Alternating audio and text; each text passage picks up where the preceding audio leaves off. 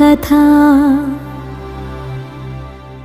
అంతేనేమో అంతేనేమో అంతులేని వేదనేమో ఆడపిల్లను కదా.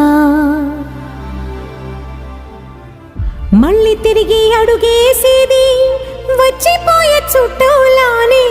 నేను పుట్టి పెరిగిన ఊరికి ఇంకా పైన పొరుగురిదాన్ని. కట్టదాటి గంగ నేడు కంట పొంగెనే.